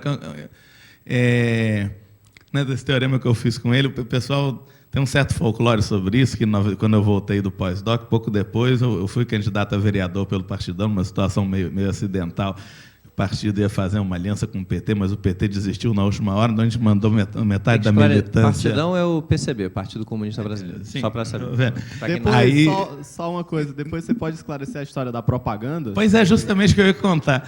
Então, né, aí o partido ia fazer uma aliança proporcional que o PT vetou, a gente teve que lançar metade da militância candidata a vereador. Né? Então tem uma lenda que tem gente que garante que ouviu, mas como dizem em italiano, se non è vero è bene trovato. Né? Que o meu discurso na televisão era uma coisa assim, que era justamente sobre esse teorema com o Jean Cristóvão. Falava, companheiros, eu sou o Gugu, né, candidato a vereador pelo Partidão, número 21.602. Meu trabalho vocês conhecem, que é um negócio que todo mundo fala. Né? Então, meu trabalho vocês conhecem. Eu provei que interseções estáveis de conjuntos de canto regulares são densas na região de ação, uma das dimensões de Hausdorff deles é maior que 1. Urubu vota no Gugu. Assim, pronto. Muito bem. Não, mas tem vários outros colaboradores.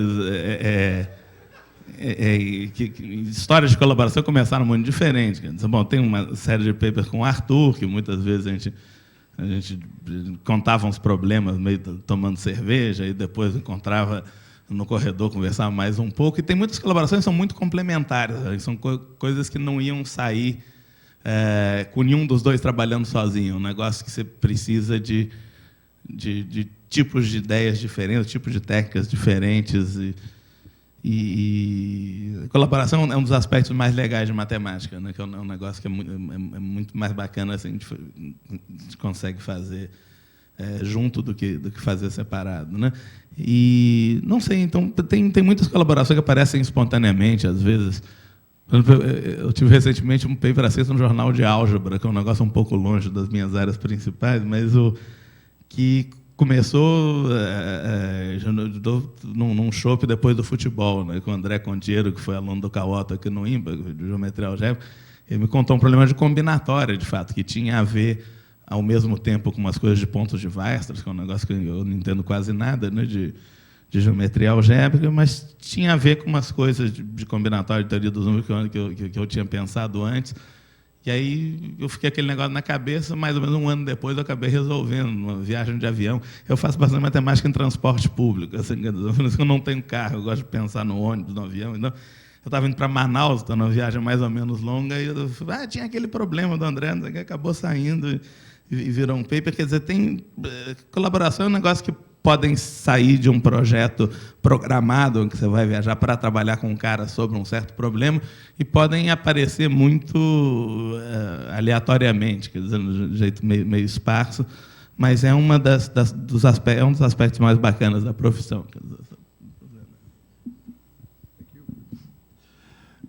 Bom, realmente, colaboradores são uma boa parte do jogo, e João Lucas tem razão. Você achar um casamento bom é espetacular.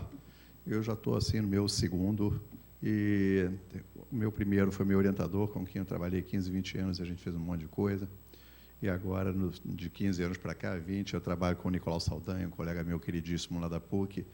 E uma das razões por que é tão espetacular é que essas relações, muitas vezes, elas não são feitas para um moldar o outro. De alguma maneira, você procura, mais do que complementaridade, você procura uma pororoca entre as duas ideias. Eu poderia dar vários exemplos de situações extremamente felizes, especialmente porque eu trabalho em áreas que envolvem análise numérica, questões, às vezes, mais aplicadas, e mais de metade das minhas referências, por exemplo, não estão no catálogo de citações matemáticas, no MassSciNet. Elas estão em física matemática, estão em outras áreas. Eu, pessoalmente, adoro isso. Eu acho, para mim, o fato que você faz matemática e entende algumas coisas é absolutamente espetacular. Só tem um porém, você não sabe o que entender quer dizer. Tá? Em vez de ficar contando episódios, que eu poderia contar também, deixa eu dizer uma coisa que eu adoraria que vocês tivessem perguntado, mas talvez vocês não tivessem vontade de perguntar. Deixa eu dizer para vocês a coisa que mais me impressiona da minha experiência matemática. Tá? Deixa eu avisar, antes de tudo, que minha filha não é batizada. E eu tenho uma visão bastante distanciada de aspectos religiosos, mas vocês vão ver que o que eu vou falar não tem nada a ver com o mérito de deuses existirem ou não, fiquem tranquilos. Tá? Acontece com muita frequência que... Bom, vou dar um roteiro parecido com o que o João Lucas estava dizendo. Aparece um aluno de doutorado para você. Aí você, por exemplo, pode escolher uma trilha. Você, para aquecer o garoto, você propõe um problema. Aí o garoto, que é um jovem aluno de doutorado, ele vai arrebentar usando o teorema X, tá certo? Aí ele descobre no dia seguinte que não bastou. Mas, pô, ele é um aluno de doutorado super feroz. Então, ele usa X na nova versão com o ingrediente Y, que ele acabou de ler, o orientador não sabe. Porra, sabe que não bastou também? Aí passa um tempo, o cara sai batendo o coitado do problema, e o problema não assenta, não adianta. Se o problema já tivesse que dar mole, já tinha dado mole antes. Esse é que é o fato que o aluno ainda não entendeu, tá certo? Poxa, peraí, eu fiz a pergunta porque o problema não vai ceder de graça. Com um pouco de sorte, o aluno, em vez de dizer para o problema como é que ele tem que se comportar, ele vai ficar quieto e vai ouvir o problema. Tem dias que dá certo, tem dias que meses depois, quando o problema começar a impregnar a sua cabeça, você está no chuveiro, você está no banho, você está pensando na droga do problema, achando que não está acontecendo nada, com um pouco de sorte, uma certa hora, o problema verbaliza na sua cabeça, o negócio assenta, você escreve uma frase. Aí você olha para aquilo e fala, porra, eu nunca teria pensado nisso. 30 segundos depois você fala, então quem pensou, mané? Tá. Isso é impressionante. Na verdade, vocês já devem ter ouvido essa frase de um jeito incrivelmente seco. Matemáticos são platônicos. Querendo dizer com isso que você provavelmente tem esse ponto de vista filosófico, que você descobre coisas que já existem. Os poliedros, os politopos em dimensão n estão lá, são objetos no universo, você esbarra com eles se tiver sorte. Você calcula os espectros autovalores do laplaciano discreto deles. Trabalha em conjunto com o Nicolau, por exemplo. Agora, o que eu quero dizer é que essa experiência de que realmente as coisas têm uma vida fora de você, que você de vez em quando esbarra com elas, provavelmente a coisa mais perto que eu vou passar da experiência transcendente nessa encadernação aqui. Tá? Eu acho esse fato absolutamente emocionante. Tá? Eu realmente desejo a vocês, essa é uma bênção leiga, que todos vocês passem por essa experiência uma vez na vida. Bom, a gente começou um pouquinho atrasado, então vamos dar mais uns 10 minutos aqui. Estava esse tempo para uma ou duas perguntas, mais para meia, né? Talvez, não sei. Olá, eu sou o Samuel, da UFG, e assim, o Gugu já disse que matemática para ele é diversão, né? Então eu queria fazer a pergunta, qual foi a experiência mais divertida em matemática que você já teve?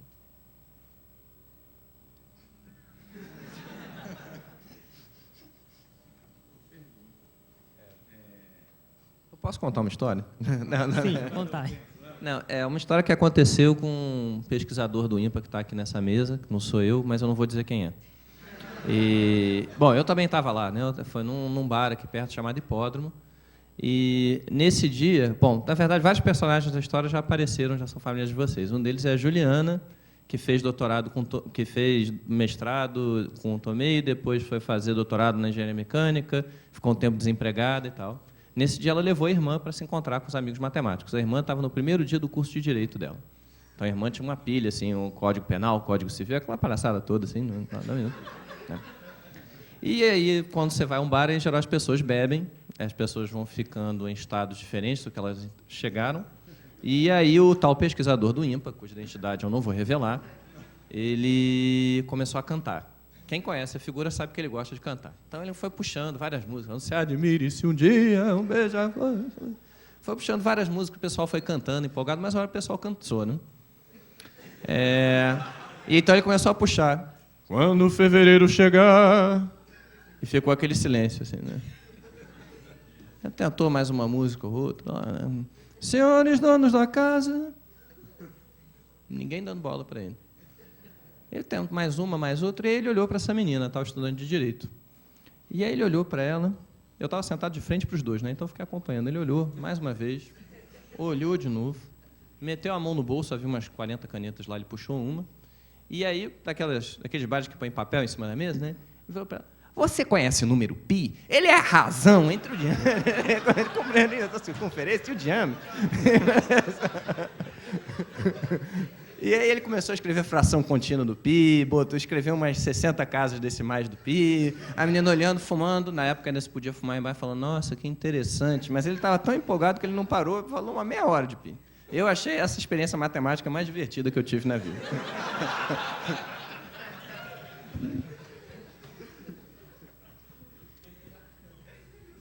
Calúnia de difamação, mas bom, vamos lá. Não, tem um negócio que eu achei muito legal de matemática, que uma das coisas, quando eu era aluno, os teoremas mais bacanas que eu lembro que eu aprendi no livro ler, eu acho que eu vi o enunciado, achei tão bacana, tentei provar, eu consegui mais ou menos, pronto, fui ver, era parecido, que é um negócio sobre o espectro de Lagrange, que é um negócio que mede a qualidade com que se aproxima números reais por números racionais. Tem um teorema do Markov, que diz que os primeiros elementos do espectro de Lagrange formam um conjunto discreto, tem um menor elemento, que é raiz de 5, depois tem 2 raiz de 2, depois raiz de 221 sobre 5, essa tem uma sequência que converge para 3, assim, começa assim. E eu achei muito bacana esse enunciado, tentei provar, mais ou menos consegui. Depois, quando eu tinha, sei lá, uns 17, 18 anos, estava começando o doutorado aí no INPA, né?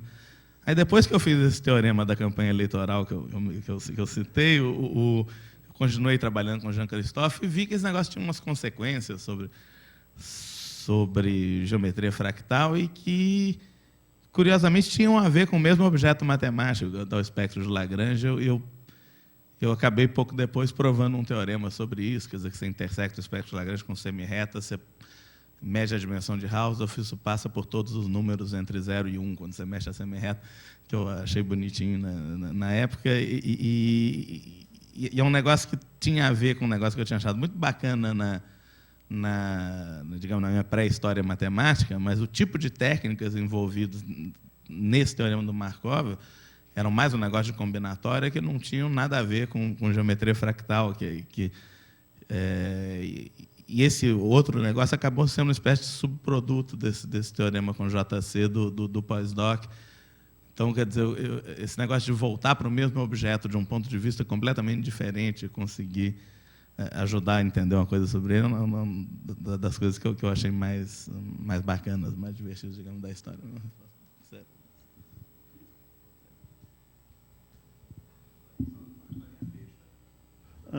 Uma vez, com um amigo meu francês, Guy Davy, a gente tinha saído do cinema e eu contei para ele um fato que tem a ver com a distribuição de bombons desde uma caixa que vende na França, se chama Calições.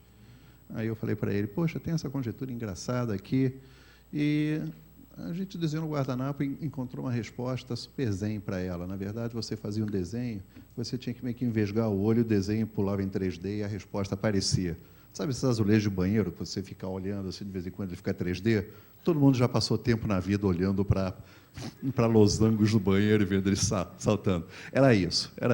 Então, pô, que legal, a gente escreveu então um artiguinho de meia página para Monthly, um dos artigos mais difíceis de publicar na minha vida, talvez mais difícil, porque a gente falou assim, olha que legal, você enverga os olhos, está aqui a demonstração do teorema, tenta tornar isso preciso. Aí o juiz daqui falou, isso não é uma demonstração, como é que a gente vai explicar isso para a garotada, etc. Então, tá legal, a gente botou mais meia página e o artigo saiu. 1989. Aí, passa o tempo, de repente eu recebo uma carta de um sujeito, aliás, eu vou até dizer o nome, de picuinha, o Dijkstra. Vocês já ouviram falar desse cara? O cara que inventou um monte de algoritmos de caminho ótimo em grafos, etc. 89, o cara ainda escrevia à mão, as cartas eram numeradas, começavam com a página 0. Tá? E não comecem nada com página 0. O Nicolau já fez isso uma vez por um livrinho do IMPA e simplesmente não publicaram a página 0. Viu? Quem mandou? Tá? Mas o Dijkstra me manda essa carta de 10 páginas dizendo, essa demonstração é uma vagabundagem, eu sei fazer mais legal, mais bacana, etc., desse jeito daqui. E aí eu fiquei, bom, é isso aí, né? Então, eu tinha que dar uma resposta para ele, e aí aconteceu essa coisa maluca. O Nicolau estava voltando do doutorado, foi uma dessas coincidências. Eu conheci o Nicolau tardiamente, porque no que eu fui para o doutorado, ele estava fazendo graduação, essas coisas. Então, de repente, eu esbarro com o Nicolau no elevador da PUC. Você é o Nicolau? Sou. Eu sei que você gosta de combinatória. Olha essa história aqui. Aí eu invejo os olhos, blá, blá, blá. Aí o Nicolau me olhou assim, vocês têm que conhecer o Nicolau. O Nicolau já foi e já voltou. Tá? Aí ele fala, você quer demonstrar esse negócio? Você pensa esse negócio aqui, etc. E tem uma demonstração linda, comovente, tá? Absolutamente linda. Tá? Aí, eu escrevi para o Dijkstra, querido professor Dijkstra, já que você não gosta dessa demonstração, que tal essa demonstração? Aí eu pensando, eu estou cercado de gênios, né? Então eu escrevo a carta para o Dijkstra dizendo, então, tome isto, tá? Aí eu escrevi a demonstração que o Nicolau deu, que era absolutamente zen ao quadrado, tá? Aí passa o tempo, as folhas do calendário, de repente eu estou na secretaria do departamento, naquela época tinha um telefone só fazendo ligação internacional, né? Toca o telefone, o Dijkstra. Porque queria saber qual era a referência bibliográfica para aquela demonstração que eu tinha dado, porque queria publicar um artigo, lance do blá. Aí, coincidência, o Nicolau tinha subido para tomar um café também. Eu pergunto, bom, Nicolau, aquela demonstração. Eu estava treinando o pessoal de Olimpíada no interior de São Paulo, um garoto que eu não lembro me deu a demonstração. Aí eu falei para o Dijkstra, olha, eu sinto muito, mas aqui a gente só tem gênio aqui no Brasil. Dijkstra desligou o telefone na minha cara, nunca mais a gente se falou.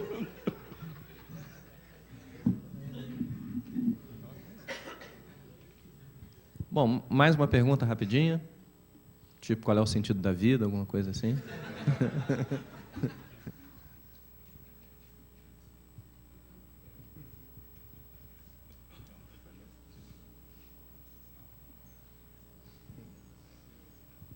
Bom, eu sou de Manaus, né? E eu sou Luan, então. São duas perguntas, uma para continuar o descontraído, assim, né? Seria se vocês acreditam que o professor Kodar leve no próximo congresso a medalha, e a outra seria assim, né? É um pouco mais sério. Eu vou dar a minha resposta. Ele saiu do IMPA, então ele está meio enfraquecido. Assim. Ah, é? Próxima pergunta, por favor. Pois é. A outra seria assim, nas respectivas áreas, assim, né? O que vocês indicariam, tipo, para nós aqui, jovens, né? Para estudar, assim, o que vocês acreditam que nos próximos anos a gente vai ouvir falar muito nas áreas de vocês e que daria uma direção, assim, para a gente começar a pesquisa? É isso. A primeira, eu acho que o Lucas está mais qualificado certamente do que eu para falar da medalha do Kodar. Eu sei que o Kodar é um grande amigo nosso, além de um matemático de primeira, é um sujeito muito gente boa, apesar de ser meio reaça, mas eu espero que ele ganhe a medalha física. Ele é um cara muito esperto, mas sobre o que você deve estudar, eu acho que o Carlos respondeu no início. Deve estudar tudo o que você puder, porque as coisas mais legais de matemática que a gente faz, em geral, a gente acaba tendo que usar alguma técnica de um assunto que não tem nada a ver com o que você está querendo fazer. Bom, de novo, talvez esse seja um dos meus teoremas mais importantes, talvez o mais importante, que é esse da campanha eleitoral, né? Isso é um teorema de sistemas dinâmicos, talvez misturado com geometria fractal, mas o ingrediente fundamental foi um negócio de combinatória, que é o método probabilístico do Erdos, esse negócio que você tem que provar a existência de um certo objeto, você não tem a menor ideia, então você olha para todos os objetos ao mesmo tempo, bota uma probabilidade e prova como a proporção positiva deles satisfaz o que você quer. Quer dizer, então era um negócio dinâmico, a gente fez uma família de perturbações com um monte de parâmetros, provou que para a maioria dos parâmetros dava certo, apesar de você não conseguir exibir explicitamente um exemplo. Então, quer dizer, às vezes uma ideia que vem de uma área que oficialmente não tem nada a ver com o que você está pensando é um negócio decisivo. Então, quanto mais musculatura você tiver, como ele falou, quanto mais ferramentas você tiver disponíveis, quanto mais familiaridade você tiver com assuntos diferentes, mas ajuda a fazer essas pontes entre áreas diferentes de matemática que acabam sendo fundamentais para avanços substanciais em várias áreas. Quer dizer, eu acho que muitos dos avanços, dos breakthroughs, os avanços fundamentais que acontecem em várias áreas de matemática têm muito a ver com essa interdisciplinaridade interna, né? E externa também, quer dizer, com ideias que vêm de outras áreas, como de físicas, certamente também são muito relevantes para várias coisas, mas, então, o máximo de matemática que você puder aprender é sempre útil, embora não...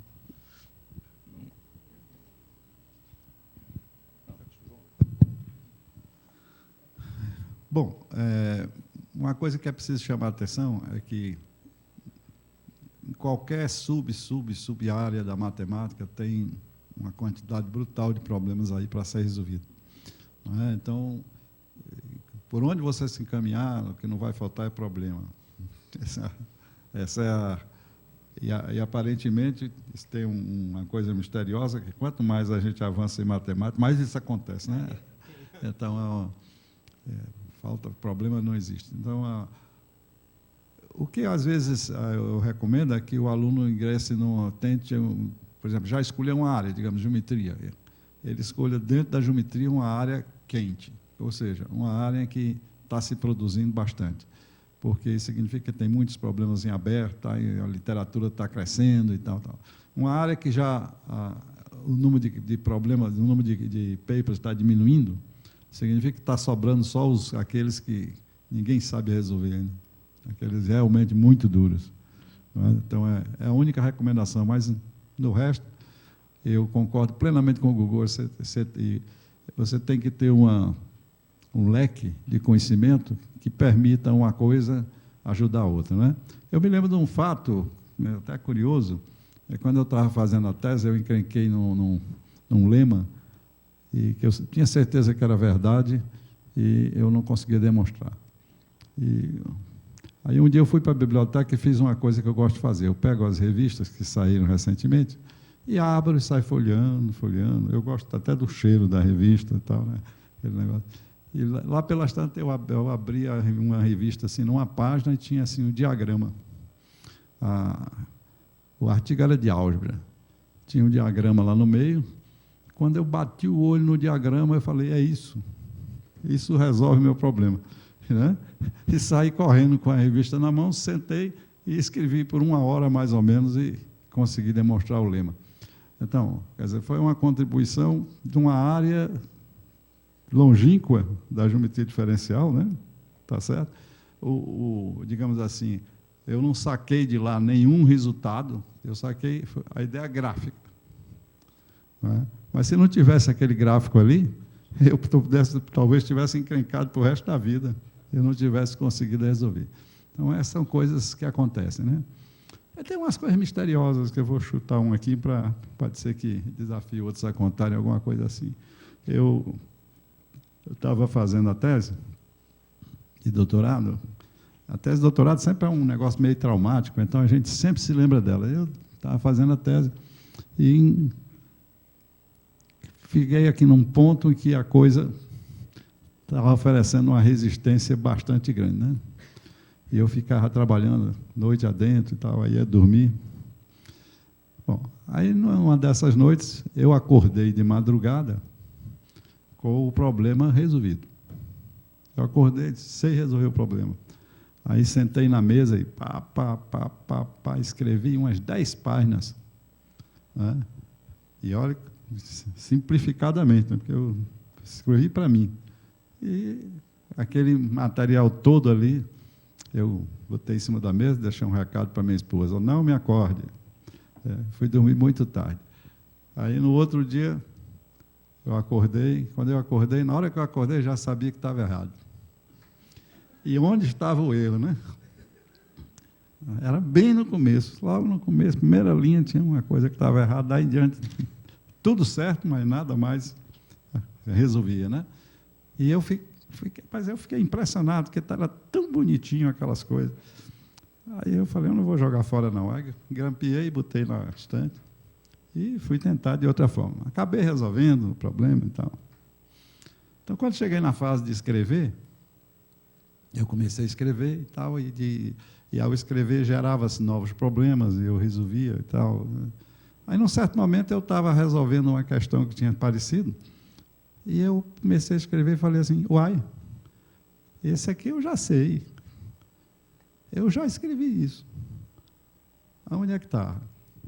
Aí comecei a pensar, digo, foi naquela noite. Aí eu fui lá na estante, tirei o negócio, estava lá, abri, e, para minha surpresa, tudo que eu escrevi encaixava. Certo? Eu só tive que alterar a primeira linha. Daí em diante, eu tinha a prova completa, perfeita, do resultado que eu estava tentando provar naquele momento. Né? Como é que a mente da gente trabalha, não sei.